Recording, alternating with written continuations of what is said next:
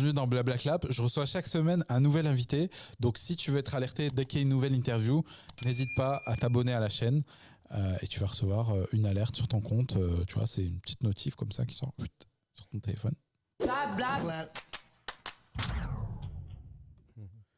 Salut Tierno. Salut Momo, comment ça va ma poule? Ça va et toi? Ça va. Ça fait tellement longtemps qu'on se croise et recroise et C'est vrai. qu'on échange des trucs, donc c'est cool de te voir dans ton cadre, de te voir chez toi, posé sur le canapé. C'est ça, on est au studio Majorel, on est bien. C'est la première fois que je suis sur le canapé. Ok. Je sais pas, qu'est-ce que t'en penses de Il faut continuer, la vibe? il faut garder le petit canapé rose tout doux comme ça, je suis pour. C'est un grand oui, Momo. J'adore. Bah écoute, bienvenue dans le podcast. Je suis content de te recevoir. Comme je te disais tout à l'heure, j'ai envie de parler de tout ce que tu fais pour, dans l'humour de manière générale. Mais avant de partir là-dessus, je voulais partir parce que ça, je sais pas si ça te résume, mais normalement c'est un peu le but de ta bio sur Instagram. Ah, Est-ce qu'on peut partir de là? vas-y, garçon. Alors je vais la sortir. J'avais noté. C'est bien, allez. Parce que t'as mis pas mal de trucs. Ouais, c'est vrai, elle veut dire beaucoup de choses. Ah voilà. Alors, artisan chorégraphique. Ouais. Bon, jusque-là, ça va, on n'est pas surpris. Metteur en scène quantique. La quantique, ça commence à devenir un peu mystique. Compositeur culinaire. Astronome en herbe. Ouais. Pilote frustré. Ouais. Il y a même c'est un scénario, ta bio. Genre, il y a des il y a des protagonistes, il y a des petits moments. Et papa comblé, voilà. Parce que t'as laissé les filles à la maison, t'as dû trouver une babysitter et tout. 4-4. Ouais. Artisan chorégraphique, pour moi, c'est très important. Parce que et j'aime à la manière, et puis ça vient pas de moi, hein, si je suis très honnête, ça vient de quelqu'un qui m'a tout appris, que ce soit de manière artistique ou même dans la manière de voir l'art en général. C'est un chorégraphe avec lequel j'ai fait mes classes qui s'appelle Sébastien Lefrançois, de la compagnie Trafic de Style. Une compagnie dans laquelle j'ai dansé pendant 10 ans. Et il aimait voir le danseur et le danseur hip-hop socialement comme un artisan qui travaillait ses pas, qui travaillait son originalité, sa recherche, qui n'était pas dans une logique de performance et de résultats acquis, mais d'avoir un peu comme l'artisan, tu vois, le menuisier qui va bosser ses propres chaises, le boulanger qui va faire son pain à lui. Dans la danse, je voulais arriver à cette petite originalité, à cette manière de travailler mon corps et ma gestuelle dans le sens de quelque chose de propre, d'original et qui me convienne et avec lequel je voulais voyager. Donc, je cherchais pas la performance, je cherchais la personnalité dans ce que je faisais. Qu'on puisse voir l'artiste et l'artisan plutôt que le performeur. Et dans la danse hip-hop, Mais on est toi, toujours entre artiste et artisan, tu préfères quoi justement? c'est assez proche. Je dirais que l'artisan va être moins dans la représentation. Il le fait pour lui et pour l'autre. Et puis ces pièces existent et on les prenne. Là où l'artiste est au contact du public constamment, il va même se définir et se construire par rapport au public. J'aime cette idée d'artisan qui reste dans son atelier et qui travaille dans son coin. Et je pense même que l'artiste, en tout cas dans ma petite mythologie et dans ma petite philosophie de vie, que l'artiste est la continuité de l'artisan. Mais qu'à la base, il faut se trouver une colonne vertébrale, savoir quel est son ADN et avec quoi on va travailler. Ouais, parce que pour la danse, j'y connais pas grand-chose en danse, mais j'ai moins l'impression qu'il y a ce truc du stand-up où le stand-up, après c'est une école, mais il y a beaucoup de stand-uppers qui aiment travailler sur scène directement. C'est-à-dire qui n'aiment pas ce côté répétition, tu vois, sans public, etc. Qui même des fois on en peur. Des fois ça crée un truc. C'est vraiment ça. C'est une gêne. Alors que dans la danse, c'est presque le contraire. T'es jamais en train de travailler devant un public quasiment. Enfin, moi, j'ai fait du théâtre par le passé où tu joues la même pièce, etc. Je sais qu'entre la première fois où tu joues ta pièce et la dernière fois, il y a un travail qui se fait au fur et à mesure. Mais tu arrives quand même la première fois avec un truc où il y a 95% du travail, quoi. C'est 5% que tu vas améliorer sur la fin. Alors que stand-up, c'est plus du 30% des fois au début et à la fin, au bout d'un an ou deux d'avoir joué le truc des milliers de fois, là, t'arrives à 100%, quoi. Bah, je suis assez d'accord avec ce que tu dis. Ce qui me dérange juste dans ce cas-là, c'est qu'on demande au public de payer malgré tout. On lui demande de participer sur une performance alors que le comédien est en train de bosser. Pour moi, il doit avoir travaillé en amont. Et s'il n'y a pas le texte ou s'il n'y a pas, on va dire, le fond ou le clown, parce que je défends vraiment beaucoup, j'ai divisé cet art du stand-up en deux parties, le texte et l'interprétation et le jeu, le personnage. Le texte dans l'écriture, ce qui va se peaufiner et qui se trouve, je pense, rarement face à un public. Et ce personnage qui peut se trouver avec le public, mais qui vient très souvent d'une remise en question, du fait de sonder son propre clown, son personnage et savoir ce qu'on veut défendre et ce qu'on veut montrer. Et le stand-up se cache toujours avec le résultat, le rire efficace. J'en ai vu tellement obtenir des rires et avoir quelque chose qui fonctionne, mais que ça ne leur plaise pas. Et qu'eux-mêmes se disent, ah, flûte, c'est pas ce que j'ai envie de défendre, c'est pas ce que j'ai envie de dire. Et ils repartent en arrière, ils se remettent en question, ils rechangent leur spectacle, ils changent de nom.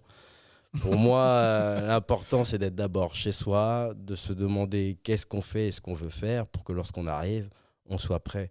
Et pas être face à un public qui voit quelqu'un grandir, parce que c'est pour moi beaucoup plus compliqué de lui demander après derrière, bah, maintenant, le spectacle coûte 30 euros.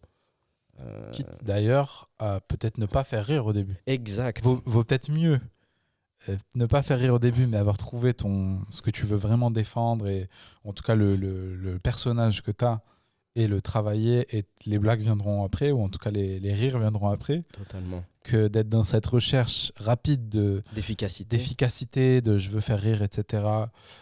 Parce qu'il y a aussi l'ego, l'image que tu renvoies, juste aussi la mécanique de progression dans ce métier-là. Si mécaniquement tu n'as pas de rire, c'est difficile de progresser parce que mine de rien, ce qui est valorisé par les professionnels, en tout cas la plupart, c'est le les gens rire qui organisent, c'est le rire, etc. Et c'est pas encore, même si ça arrive de plus en plus, des gens comme toi valorisent plus ça, je pense.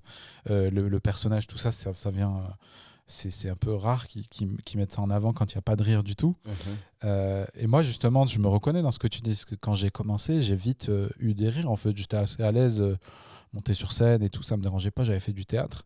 Les rires sont allés très vite, mais je tournais en rond, parce que à chaque fois que j'écrivais un sketch, j'en écrivais un autre, parce que j'étais pas satisfait et je me rendais pas. J'ai mis longtemps avant de me rendre compte que mon problème, c'était pas le texte. Non, c'est le perso et l'interprétation. Qui défend ce texte, quoi.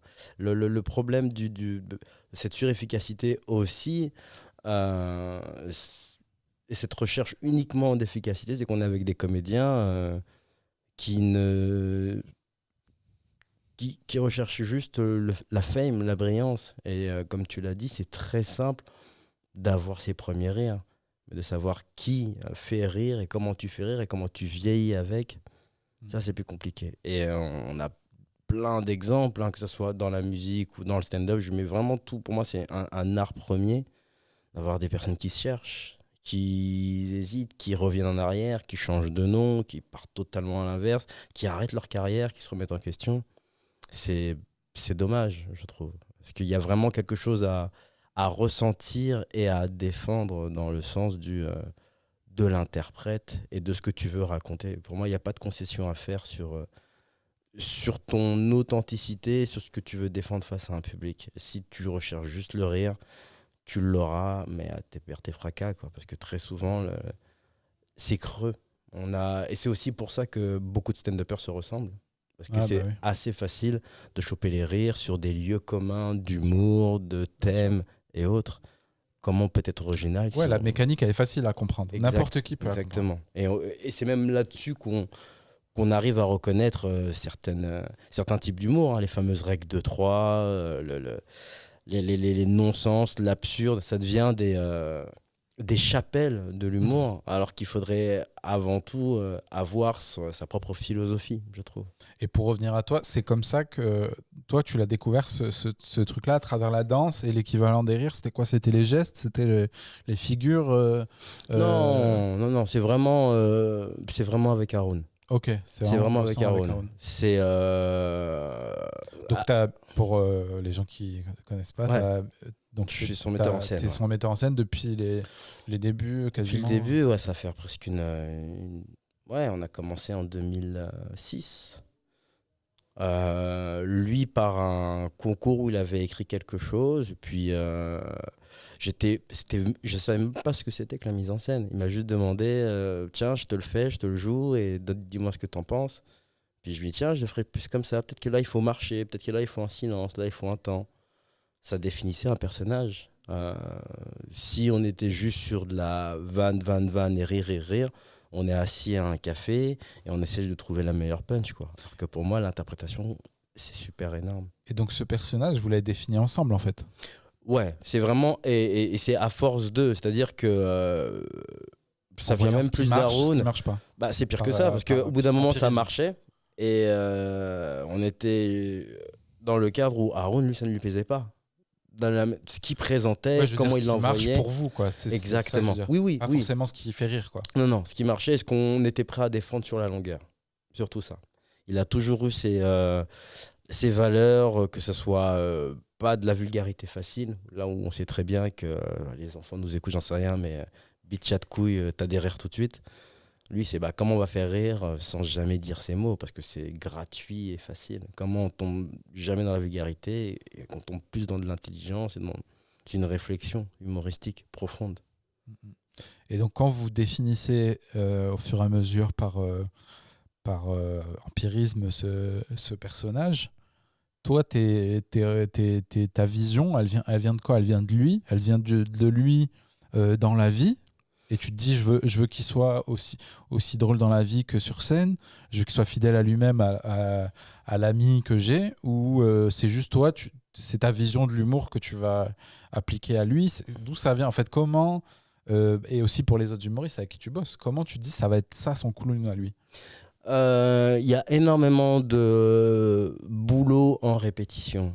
C'est-à-dire que les lieux où on a commencé, comme au Café Oscar, très souvent, je vois encore Monica qui me disait mais j'avais jamais vu autant de comédiens travailler sur le plateau. Je le voyais encore avec De Tinguy au point virgule.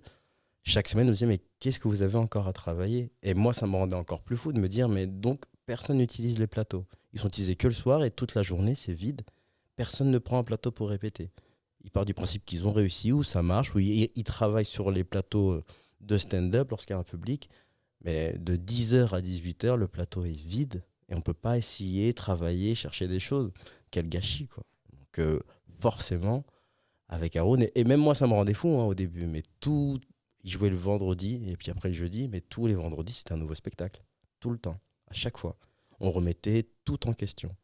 On se cherchait au maximum et on passait la semaine à débriefer ce qui s'était passé pour répéter 2 jours avant et se rendre compte de ce qui allait être testé le lendemain, quoi. Donc il y a vraiment eu à la manière d'un sculpteur qui arrive avec une grosse pièce de marbre et qui se dit waouh, c'est vraiment de la belle matière. On s'est dit ok, nous on veut dessiner quelque chose à l'intérieur, quoi. Et ça demande de la pratique, du ponçage, autant avec le public que tout seul. Ouais, bien sûr. Après, j'anticipe les autres humoristes qui sont pas dans ce délire-là, parce que après, c'est vrai que ça veut pas c'est pas parce que tu répètes pas sur une scène toute la journée que tu ne répètes pas. Bien sûr. Moi, ça m'arrive énormément de bosser tout seul devant la glace ou dans ma chambre, tu vois. J'aime bien ce truc d'être tout seul et de m'enregistrer des fois ou pas, mais juste de répéter avec moi-même, de bosser aussi sur le papier. Tu vois, la même blague que j'ai faite, de la réécouter et de me dire ça n'a pas marché, le rire où je l'ai dit de telle manière, je vais modifier, etc. Donc tu travailles. Je travaille, tu vois, mais c'est pas c'est pas une répétition au sens de t'es tout seul. Une résidence, voilà. Il y a personne. Donc, c'est moi et moi-même, quoi. Exactement. Je comprends tout à fait que lorsque tu es comédien, que tu es solo, forcément tu travailles de ton miroir. Comme le danseur, hein, il attend pas qu'un chorégraphe le mette dans un espace, qu'il dise vas-y, travaille tes trucs, on va travailler tes steps. Non. Tu bosses seul, ou moi, ce que j'ai essayé de créer dans la troupe, c'est travailler ensemble, Donc voir, parce que les Américains, ils n'ont aucun souci avec ça. Mm. C'est changer, donner des trucs. Ici, on est encore dans ce côté un peu romantique de c'est mon texte, je le défends, j'ai eu l'idée tout seul, et puis j'arrive et vous avez vu comment je suis drôle parce que je l'ai fait tout seul. Aux États-Unis, les gars qu'on adore sont bourrés d'auteurs, de Bien co-auteurs sûr. derrière eux. Donc il y a Voire vraiment... même à un niveau où j'avais vu ce truc de Chris Rock qui me fait rire à chaque fois. Je crois que j'en ai parlé dans un épisode où en gros, lui, il prend des auteurs pour réécrire ses blagues, mais il les prend pas. Il essaie de trouver une meilleure blague. Juste pour, tu vois, genre, être sûr Totalement, d'avoir c'est- la meilleure blague, tu vois. Et Richard Pryor, il avait Paul Bounet et autres, et c'était des discussions, Bien sûr. ces écritures. Donc, Ouais, même Kevin Hart, il a un pote qui l'appelle à chaque fois au téléphone dès qu'il a une idée, puis il ping-pong, etc. Mais c'est vrai que ce travail de le faire sur une scène, dans un cadre vraiment avec le micro, je suppose que vous prenez le micro aussi. ouais, on prend le micro. Du coup, ou- ça te permet de travailler aussi le côté corporel beaucoup plus. Totalement, parce qu'une fois de plus, moi j'avais vu beaucoup trop de comédiens utiliser le micro, le pied de micro, comme un objet un peu rébarbatif, et on avait la même manipulation, le même tritouillage, comment tu jouais avec le fil, comment tu jouais avec le pied de micro. Je trouvais ça dommage, quoi. Il y a pour moi vraiment quelque chose à faire sur l'objet et sur le travestissement d'objet. Comment ton micro, ton pied et ton câble, bah, ça peut devenir à un moment une rivière, un truc pour te pendre, une arme à feu pour tirer. C'est l'art du spectacle, l'art du jeu, l'art du conte même. Avec un rien, on peut créer un univers. Et c'est pas je suis ici, je me pose avec le pied de micro comme tout le monde pour dire que je suis cool. Mm. Et ça devient encore une espèce d'attitude photocopiée du stand-upper, quoi. J'y crois de moins en moins. Et toi, à quel point, à ton avis, tu mets ta vision personnelle dans la mise en scène du comédien? Est-ce que tu l'aides à se trouver lui-même ou est-ce que vous créez ensemble un nouveau truc? Je sais pas si tu vois la différence des deux. Ça dépend. C'est-à-dire que très souvent, par exemple dans le cas de Tanguy ou d'un Haroun, leur personnalité était tellement forte qu'il fallait juste l'orienter dans une direction ou leur donner Parce qu'un metteur en scène, très souvent, c'est ça, c'est celui qui te donne la confiance d'eux. Je me souviens encore sur certains répètes avec Jean-Philippe où son clown, alors que lui avait déjà fait des cours de clown, il était timide parce qu'il s'était dit bah ouais, mais je suis dans un monde de stand-up. Alors que tu te dis, mais Fraise ne se pose pas cette question, quoi. Mm. Et Dupontel à l'époque ne se posait pas cette question non plus. Courte manche encore moins. Comment ça se fait qu'aujourd'hui on doit bouger le micro et dire je sais pas si vous avez remarqué et parler de ces meufs ou de ces trucs-là, alors qu'en réalité on vient aussi d'une tradition où le personnage, le clown en face, la manière dont tu rentres sur le plateau, tout a un sens et tout est important. C'est pas être face au micro, être joué sur le proscénium, prendre son pied, le pied de micro et puis jouer de manière très basique en se disant j'espère avoir les meilleures vannes du monde. J'aime beaucoup Fari pour ça, parce que là où on imaginait que c'était uniquement d'extérieur que de la vanne, on voit tellement le clown, quoi, sur des moments, sur des attitudes, sur la manière dont il va bégayer à des moments. C'est très très fort. VDB, à fond encore, quoi. Fraissinet est arrivé avec... il a cassé toute la baraque parce que c'était le premier qui arrivait, qui était presque rock'n'roll sur le truc. Il te gueulait dessus, il te criait dessus. Et derrière, on en a eu 15 qui ont crié, quoi. Donc, on a dû attendre que des comédiens te disent bah ouais, on peut le faire, pour qu'ils disent ah bah nous aussi je peux le faire. C'est un peu dommage, alors que chacun, on a quelque chose à défendre. En tout cas, c'est un peu quelque chose à défendre. Donc, par rapport à cette question, est-ce que ça vient d'eux, ça dépend du comédien. Lorsqu'ils sont très très débutants et qui pensent juste qu'il faut être drôle, là j'aime les mettre dans des ateliers, que ce soit avec la Royal Company, avec Hervé Langlois, vraiment travail de clown, ou comment tu vas faire rire sans aucun mot, juste avec ton corps, avec des attitudes, sans jamais commencer. Et une fois que tu arrives déjà à ce talent-là, je trouve, et que tu n'as pas eu besoin de texte ou d'écrit pour choper le rire du public, on s'approche de quelque chose. Et là, ton clown, il commence à arriver. Que ce soit de l'hésitation ou de... Il y a tellement de langage corporel qui raconte quelque chose qui, pour moi, il faut l'utiliser à fond, quoi. D'accord. Donc tu vas leur donner en fait des pistes de travail. On va pour clairement aller- travailler pour en aller- atelier. Clairement. Sur, sur tous les comédiens avec lesquels je bosse, pour moi, c'est le clown à fond, quoi. Il y a forcément un moment, on va se retrouver dans une salle avec d'autres pros tu vas être regardé et il va falloir choper le rire. Il y a un exercice que j'adore faire, que Hervé Langlois a créé, en tout cas avec lequel on travaille beaucoup sur sa compagnie, la Royal Company. C'est un exercice qui s'appelle le cœur, où en tant que comédien, tu dois faire une proposition et si ta proposition est validée, les autres comédiens, le public doit faire un pas vers toi. Et si toi qui n'ont pas fait le pas, c'est que tu ne les as pas.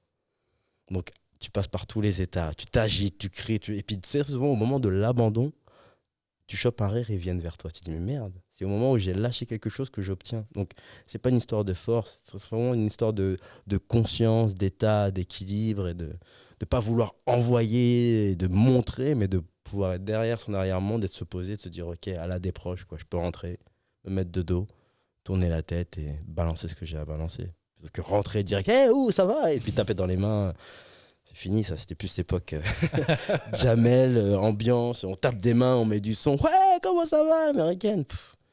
C'est de moins en moins comme ça, on se rend compte. Dès qu'on parle d'originalité, on va être dans quelque chose de plus calme, plus posé, parce qu'il y a des choses à dire. Et puis si ça doit crier, ça peut toujours crier, mais il faut que ce soit conscientisé, il ne faut pas le faire parce que les autres le font. Donc ouais, il y a vraiment ce truc-là du travail qui est important. On revient à la bio. Ouais. Metteur en scène, Quantique. Ouais. Pourquoi tu mets du Quantique là-dedans? J'ai à la fac, il y avait quelque chose qui m'avait vraiment, je vais pas dire bouleversé, mais beaucoup touché.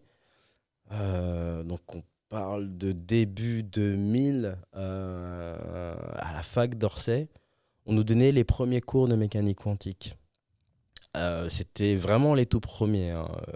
Et ce qui faisait que dans ma classe de première et seconde année, j'avais des vieux chercheurs de 60, 70 ans qui venaient choper les bases d'équations de Schrödinger et autres qui étaient connus depuis tout le temps, mais qui, là, pour le coup, rentraient dans une éducation propre et physique. Et je m'étais dit, c'est fou comment on peut repartir à zéro sur un espace tel que la salle de classe, et là, par rapport à la mise en scène, sur un espace tel que l'espace de jeu, on peut se dire que tout est possible. Et c'est cette projection un peu philosophique autour de la mécanique quantique que j'aime avoir et j'essaie de me rapprocher de cet état de superposition constante où on n'est pas un ou l'autre état. On est tous les états en même temps et c'est peut-être le public qui, lorsqu'il va faire le choix ou par le rire, va orienter le comédien. Donc cette réduction du paquet d'ondes, comme on peut l'avoir en mécanique quantique, fait que le choix dépend de l'observateur. Nous, sur scène, on se doit de tout montrer. On montre un univers, même si l'espace est tout petit. C'est vraiment très, très... C'est une philosophie un peu tirée par les cheveux, je le reconnais. Moi, je trouve pas. Je trouve que ça fait sens. Hein. Ouais, voilà. Il y avait vraiment ce côté... Ça répond à la théorie qu'on développe depuis le début du podcast. Je vous invite à regarder les épisodes précédents. Qu'en gros, tu as quand même des facilités quand tu es un matheux et que tu fais du stand-up. Ouais, je me considère comme un scientifique. Moi, j'ai fait toutes mes études que là-dedans. Je me suis arrêté en master de physique et j'aurais jamais pu bosser à l'intérieur parce que mon dernier stage au CNRS, c'était vraiment la chose la plus rébarbative et chiante que j'ai jamais fait de toute ma vie. C'était dans quoi ? C'était de la réfrigération par onde acoustique. Okay. Donc, je devais noter les différences de degrés qu'on chopait par rapport aux différences d'ondes sonores qu'on envoyait sur un espace. Très, très chiant. Très, très, très, très chiant. C'est du calcul, quoi. C'est des notes et tu vérifies une machine constamment. Ouais, j'aime cette idée de calcul, de sensibilité et de justesse sur lesquels tu peux pas tergiverser. Ouais, voilà. Action, réaction, et c'est toujours quoi. Pareil. Ça fait du bien au cerveau d'avoir ce confort de se dire... voilà. On se pose derrière des structures, enfin sur des structures, quoi. On crée un schéma, on crée une matrice, et une fois que la matrice elle est installée, on fait passer tout notre univers à travers, et il y aura un calcul derrière. Quitte à recréer une nouvelle matrice quantique cette fois et tout remettre en question. Totalement. Mais... Pour moi, on a chacun notre matrice. Voilà. Ouais. Chaque comédien doit avoir sa matrice à travers laquelle il peut prendre du coup n'importe quel sujet, il va les traiter de manière différente. Ça doit passer à travers son filtre et sa matrice. Là où je trouve, après je dis pas que les gens qui sont pas scientifiques, qui sont plus littéraires, sont pas doués. Hein. J'ai l'impression qu'ils amènent autre chose. Ils amènent, je trouve, un côté plus dans l'écriture et dans la sensibilité, on va dire, je sais pas comment te dire, tu sais, un truc spontané et pas réfléchi en fait. Il y a ce truc brut qui est plus dur à contrôler, qui est parfois peut partir un peu, voilà, qui a moins ce côté recette qui marche. Mais C'est de l'ordre du don presque. Je ouais, trouve que c'est ça. littéraire, pour envoyer un mot, une phrase, un truc, on comprend toujours pas pourquoi ça fonctionne, mais ça fonctionne. Voilà, c'est ça. Et on l'a ou on l'a pas. Alors que j'aime à l'idée que tout le monde peut comprendre l'addition, la soustraction, C'est ça. et on vit avec tout le temps. Alors que cette qualité d'auteur, avoir la plume acérée, c'est pas donné à tout le monde. Ouais. Donc on n'est pas tous des super auteurs. Par contre, je pense qu'on est tout à chacun de bons artistes et qu'il faut accepter de créer sa matrice et son propre monde, quoi. Alors, on continue. Continue. Vas-y à fond. Astronome en herbe. Ouais, oh là là là là là là. Bah, une fois de plus, hein, c'est juste la projection de tout mon amour pour les sciences et autres. J'ai la tête dans les nuages constamment et dans les étoiles encore plus, quoi. Moi, toute ma vie, je pense même que j'ai rêvé un peu trop à cette opportunité, à cette possibilité de peut-être un jour être pilote et puis de peut-être rentrer dans les programmes spatiaux après 1000 D'où heures le de pilote vol. frustré. Exactement, exactement. Dans notre petite histoire, là, je parle souvent d'Haroun, mais en réalité, on est 3, je dirais même 4, parce que la femme d'Haroun compte beaucoup là-dedans. Elle a été celle qui nous a permis de rêver, en fait. Nous a donné le socle pour pouvoir dire, allez-y les gars, on peut y aller à fond, on ne se juge pas, on y va à fond. Mais j'ai commencé à danser en 97-98, j'ai rencontré Haroun par la danse en 2002.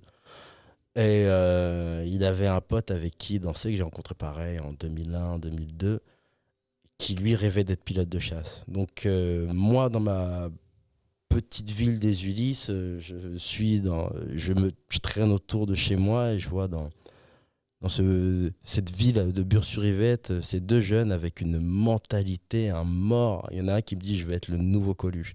Et l'autre qui dit bon, moi je vais être un putain de pilote de chasse. Et moi je dis les gars, ils ont un melon, ils blaguent pas. Et on arrive 20 ans après, je me dis ils sont pas déconnés en fait. Haroun est devenu ce qu'il est devenu et notre pote il est pilote sur Rafale. Et tu te dis d'accord. C'est vraiment quand le drive il est fort à l'intérieur, on peut rêver ce qu'on veut. Moi, je rêvais d'être pilote, ça n'a pas fonctionné. Je rêvais d'être artiste sur scène et je suis toujours un peu frustré parce que j'aimerais faire beaucoup plus. Mais le pilotage, c'est une plus grande frustration. Pour moi, j'aurais dû être. Je rêvais d'être pilote de chasse, quoi, à fond. J'ai fait que mes études dans ce sens-là. J'ai passé des tests à foison. C'est tout de mes 6 ans à mes 24, 25 ans, il n'y avait rien d'autre dans ma tête. Ah ouais. Ouais, c'est parce que j'ai eu un problème de dioptrie à l'œil droit sur des tests de pilotage que j'étais déclaré inapte au vol de chasse. Donc après, j'ai passé Air France 3-4 fois. Mais ça ne m'intéressait pas trop parce que pour moi, pilote de ligne, c'est l'équivalent. Et sans être méchant ou autre, mais pour moi, c'est juste un chauffeur de bus de luxe, quoi. C'est un truc magique. Moi, je voulais être un peu soldat et puis surtout rentrer dans des programmes un peu plus compliqués. Donc, Mais pour la être astronaute, frustration, quoi. tu dois forcément être. Faut 1000 heures de commandant de bord en tant pilote. que pilote de chasse, ouais. Ok. Ouais, pour rentrer dans les programmes spatiaux et puis parler russe aussi. Mais bon, ça, Ok. c'est le moins dur, j'ai l'impression. Être pilote de chasse, ça le serait un peu plus. Est-ce que l'autre option, ce serait pas de devenir très riche et de payer à Elon Musk un petit voyage? Ouais, mieux que ça, hein, tu sais, quand je vois le président de Virgin qui, pour le kiff, s'est fait un petit javelin, un petit avion de chasse juste pour lui. Il y en a plein qui, avec juste des thunes, se sont payés les brevets pour voler avec des avions de réaction. Tom Cruise l'a fait à fond. Oui, c'est une évidence, mais ça serait pas la même chose. Et puis, plus je vieillis, plus j'ai des enfants, plus je sais que c'est aussi des métiers où tu meurs vite, des passions où tu meurs très très vite sur une connerie. Voilà, je suis un peu foufou. Donc non, le pilotage, j'ai réussi à en faire un peu un deuil. Mais l'astronomie est du coup très très proche et il n'y a pas un moment où Si je peux pas sortir mon télescope, utiliser le télescope des amis, regarder les étoiles, les expliquer à mes filles pourquoi ça c'est ça, pourquoi ça c'est ça, je peux passer des heures et des heures. Je me tiens très très au courant de tout ce qui se passe en termes de découvertes astronomiques, astrophysiques, quoi. T'as suivi du coup le décollage de la Falcon Ouais, à fond, Falcon X.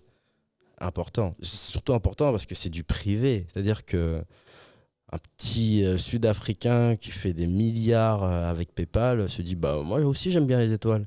C'était impensable il y a 50 ans qu'un mec privé se lance dans de gros programmes comme ça et aujourd'hui il est presque aussi puissant que la NASA, quoi. Ça c'est vraiment notre Tony Stark, quoi. On a la chance d'avoir un mec comme ça parce qu'il il fait des avancées techniques et technologiques que malheureusement un État ou un gouvernement ne peut pas faire. Ouais, c'est ça. Parce que tu as des budgets qui sont alloués pour pouvoir obtenir des choses. Lui, il dit bah, je m'en fous, je vais faire une fusée réutilisable.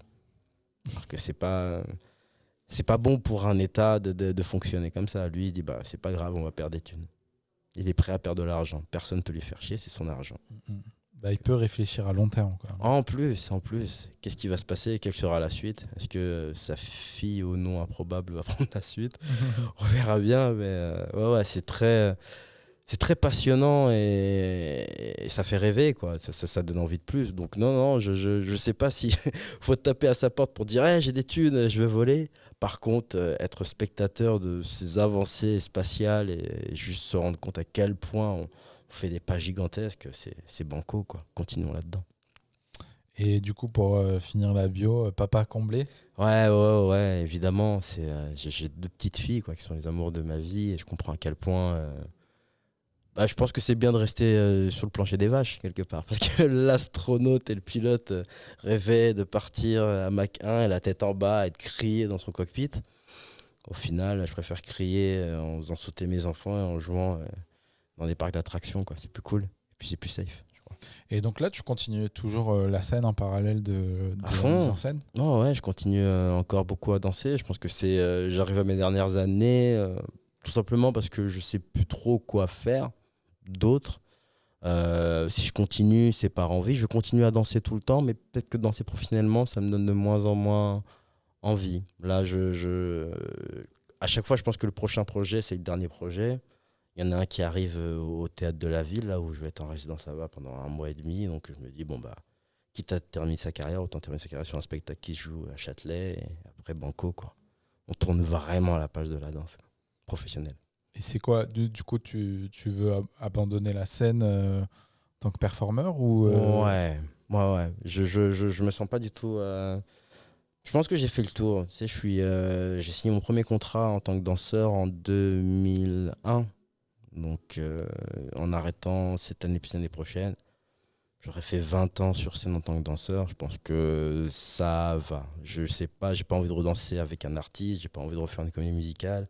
Refaire une création en compagnie, ça me plaît plus trop. En tout cas, je connais les tenants et les aboutissants. Donc, j'ai envie de voir un peu jusqu'où je peux creuser cette idée de metteur en scène, cette idée de peut-être de réalisation, travailler sur l'image, me former un peu plus en tant que réalisateur, quoi. Parce que c'est, à mon avis, la suite logique de la mise en scène. Et je prends tellement de plaisir à diriger et à être de l'autre côté, à voir un rendu, que c'est plus ce qui m'intéresse pour le coup.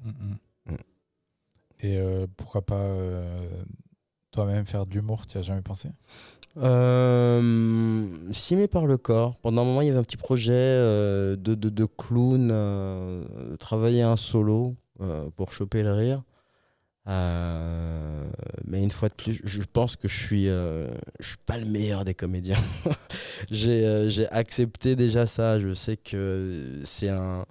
faut avoir un petit grain dans la tête, quoi, pouvoir se dire ok, je monte sur scène, ok, je porte tout sur les épaules. Moi, je travaille en groupe. Okay. J'ai beaucoup de mal à être tête d'affiche, à être au centre de l'intérêt. J'aime partager les projets. C'est là-dedans que je m'éclate le plus, c'est que j'en vois le plus d'informations. Dès que c'est pour moi, j'ai plus du tout de recul. Donc faire de l'humour, prendre un micro, balancer des vannes, non. Je préfère être celui qui aide à faire rire plutôt que celui qui fait rire. C'est une position, quoi. Je suis vraiment heureux là-dedans, quoi. J'ai aucune frustration. J'adore le stand-up, j'adore en regarder. Il y a des soirs où je peux manger 3 4 plateaux d'affilée sans aucun problème. Et je vais travailler à mon endroit, quoi. Je me dis pas, ah tiens, et si moi je pouvais monter, et si, et si. Non, non, j'ai fait mon choix. J'adore ma position de metteur en scène. Et justement, les gens avec qui tu travailles, comment tu... Ben, pour le début, on a compris, Haroun, tout ça, vous connaissiez, et puis vous avez décidé de travailler ensemble. Mais aujourd'hui, si tu dois choisir une nouvelle personne avec qui travailler, c'est quoi Qu'est-ce que tu recherches, en fait, toi, dans... Eh ben, les 2 dernières personnes avec lesquelles je bosse, qui fonctionnent bien, donc celle avec qui je donne le plus d'énergie, il va y avoir Marina Kars, qui existait, qui travaillait déjà, et c'était intéressant. Mon premier, mon premier choix, ça va être voir comment le comédien il est prêt à aller au-delà de ce qu'il fait d'habitude. J'ai énormément aimé voir que de son côté, il était prêt à t'envoyer tout chier et à repartir à zéro. Ça, pour moi, si c'est une preuve de maturité assez grande. J'ai plus de mal avec le comédien qui va me dire là, j'ai un rire, je veux pas le perdre. Là, j'aime bien cette vanne et on va la garder. Là, elle veut dire ça. Ça prouve son authenticité, mais il y a souvent beaucoup de choses à construire et j'aime faire partie du travail dans la construction. Et puis la dernière, c'est Morgane Cadignan, avec qui on a vraiment beaucoup bossé au départ, avec sa maturité qu'elle a gagnée sur la petite loge. Et c'était génial de partir de zéro, quoi. Elle avait joué chez Jérémy Lorca 2 3 fois, elle avait un vrai perso qu'on s'est amusé à peaufiner. Elle a pris des stages de clown. Elle a trouvé. Là où c'était génial, c'est qu'elle a trouvé sur le premier cours son clown, quoi. Et c'était intéressant. Et très souvent, je la prends en exemple sur comment elle était avant et comment sur ce stage de clown, elle a tout de suite compris ce truc. Et elle-même, elle a dit c'est bon, j'ai plus besoin. J'ai compris. Je sais ce que je veux montrer, je sais ce que je veux prouver. Et ça avait appris quoi 4 heures, 5 heures. Donc si en 4-5 heures, face à des pros, t'arrives à choper un rire. Et puis c'était génial parce que c'était sur des vannes qu'elle faisait d'habitude. Elle avait des sourires. Et là, grâce au personnage, sur les mêmes vannes que les comédiens avaient entendu, il riait, mais à gorge déployée. Tu dis, mais comment ça se fait, quoi? Sur le même texte, elle chope des rires qu'elle n'a jamais eu avant. Parce qu'elle avait trouvé dans l'attitude, elle avait trouvé dans le jeu. Et je m'étais dit, bah, banco. Puis après, elle a eu 3 mois de mûrissement à Avignon. Et c'était... j'adore ça, quoi. J'adore travailler avec le comédien, faire du ping-pong. Je suis beaucoup, beaucoup le comédien. Je me suis rendu compte de ça par rapport à d'autres metteurs en scène et d'autres comédiens qui étaient avec d'autres metteurs en scène où ils m'expliquaient que j'étais quand même très présent. Il m'arrive, moi, sur un spectacle que je mets en scène, d'aller le voir au début 15-20 fois facilement. De faire 3-4 répètes par semaine à raison de 2-3 heures constantes. Le départ, c'est beaucoup d'énergie, beaucoup d'investissement. Et c'est pas tous les comédiens qui sont prêts à ça. Et sur la décision, ça se fait comment c'est un feeling, ça vient des deux côtés. Très souvent, je suis intéressé par ce qu'un comédien fait, et s'il est intéressé par ma méthode de travail et qu'il est prêt à cravacher. Parce que vraiment, je suis là où je suis un peu une teigne, c'est qu'on bosse dur, quoi. Je laisse rien passer. Je vais voir tous les passages, je vais demander des audios, on va donner des échanges avec le texte. Ouais, comme 2 chercheurs, on pose le personnage comique sur la table d'opération, on le dissèque. Pourquoi là tu fais ça? Qu'est-ce qui se passe là? Qu'est-ce que tu racontes là? On fait une vraie recherche, quoi. Et qu'est-ce qui, toi, va t'intéresser du coup au départ, avant d'en arriver là où la personne, tu te rends compte qu'elle est intéressée aussi? Toi, qu'est-ce qui t'intéresse?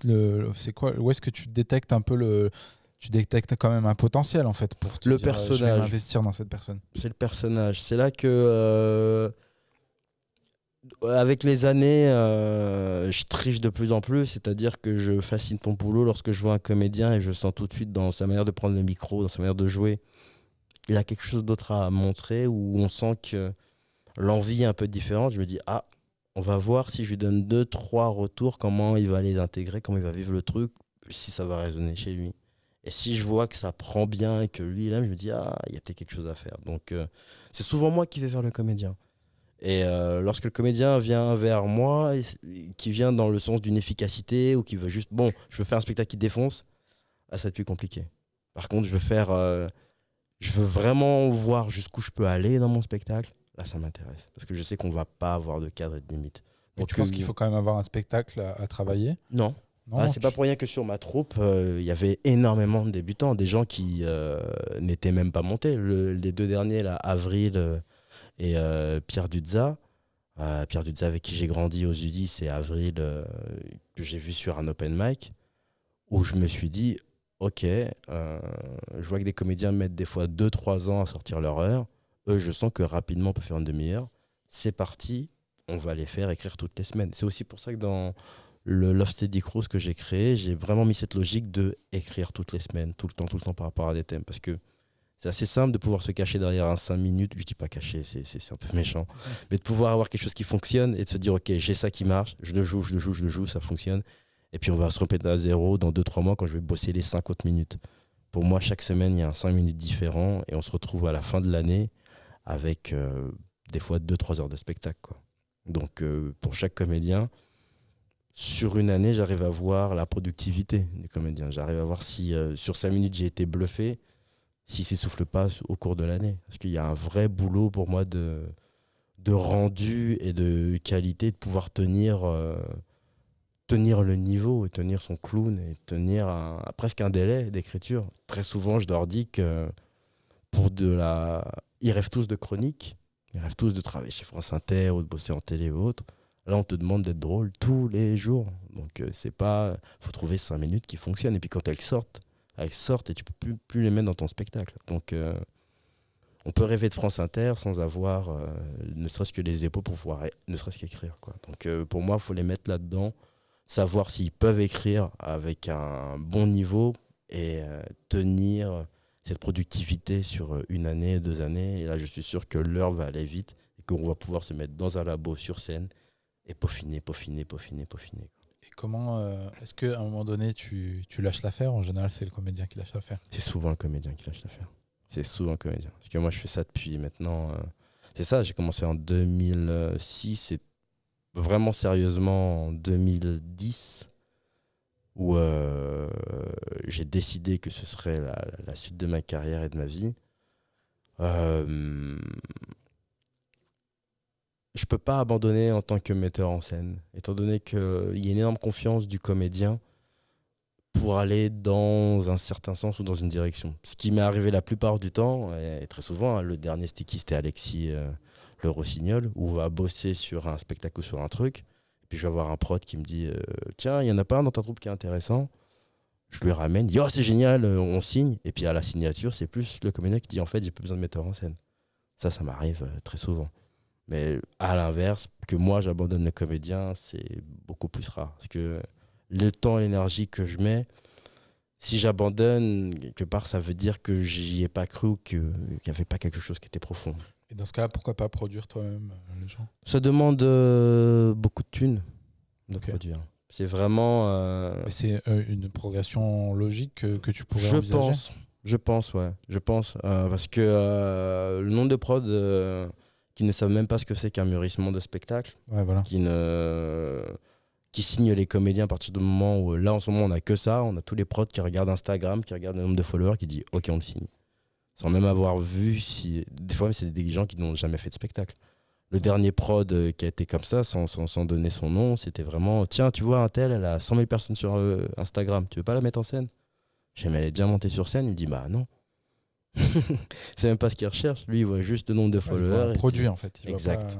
Et je préfère avoir celui qui a... Et voilà. Et moi, je préfère celui à la Louis Chappet, Manu Bibar, Alex Avril, Pierre Dudza, Odalix, plein de petites personnes que personne ne connaît et qui, au bout de 2-3 ans, là, par exemple, Louis Chappet qui fait tous les Panames, qui Antoine Collin qui propose plein de trucs, et on se dit, mais personne ne le connaissait, ce mec-là.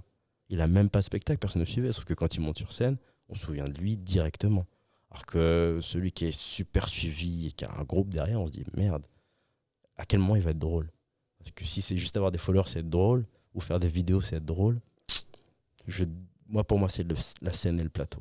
C'est là-dessus qu'on voit si on est un artiste. C'est pas les vidéos, C'est marrant parce que tu as le même phénomène dans la danse hip-hop un peu. À fond. T'as de plus en plus de danseurs qui cartonnent sur Instagram, etc., qui font des petites vidéos et tout. mais qui n'ont jamais fait de réel spectacle, en fait. Exact. Très souvent, c'est ceux que tu retrouves en audition et qui passent pas le premier tour. Ou qui font un super buzz, qui sont suivis par 20 000 personnes sur 2 vidéos et qui ne vivent pas de la danse. Ouais, ils font de la pub, en fait. Ils font de la pub. Ils vivent de cours sans être méchant, encore une fois, ou péjoratif. L'instruction, moi, c'est le truc qui me fait le plus chier. Je veux être danseur pour être sur scène. Je veux pas être danseur pour travailler avec des gosses de 12 ans qu'on n'a rien à foutre ou des petites jeunes qui veulent être des Beyoncé. Non, je veux être sur un plateau avec un chorégraphe et créer un spectacle. Je vais pas me retrouver à 16h le mercredi à travailler un cours pour une fête de fin d'année, quoi. Ouais. Et très souvent, ces personnes-là qui cartonnent, qui gagnent des battles, qui sont devenues des gros stars, on va les appeler pour donner des cours, des stages. Rarement pour qu'ils jouent ce qu'ils font ou ce qu'ils sont. Donc c'est un vrai choix artistique de pouvoir se dire, ok, est-ce que je vais être un produit ou est-ce que je vais en faire ma vie? Est-ce que je vais vieillir dedans? Est-ce que je vais être un artisan ou un performeur? Parce que le problème du performeur, c'est qu'il est remplacé la semaine d'après par la nouvelle vidéo. Là où l'artisan, il continue à faire son truc et on sait ce qu'on vient chercher quand on y va. Donc, et puis j'ai des enfants, quoi. Donner des cours ou faire un truc qui monte et qui descend sans savoir ce qui va se passer demain, ou me mettre la pression pour que merde, comment je vais faire la vidéo qui va faire 100 000 vues, comment je vais faire chercher le produit, c'est pas la même chose que continuer à peaufiner son art. Ça n'a plus rien à voir. C'est ce que je défends. Après, je sais pas si j'ai raison, hein. En tout cas, ça me permet juste d'avoir un équilibre et d'avoir eu cette longévité dans la danse, quoi. Bah, écoute, merci, merci beaucoup. Merci à toi, c'était Je super pense cool. qu'on va arrêter là. Trop cool. C'était vraiment cool de t'avoir sur le podcast. Merci beaucoup. J'aurais pu parler encore des heures. C'était super intéressant. Bah, si on arrive à te choper un autre jour, on le fera avec plaisir. Il y aura quand je serai producteur. C'est bon, quand tu auras plus de temps. C'est ça. Bah écoute, merci d'être venu sur le podcast. Merci beaucoup. Et puis du coup, je te dis à bientôt alors. De ouf, et en programmation, tu reviens jouer à la maison de toute façon. Avec plaisir. Ce serait super cool. Merci beaucoup. Salut. Bye.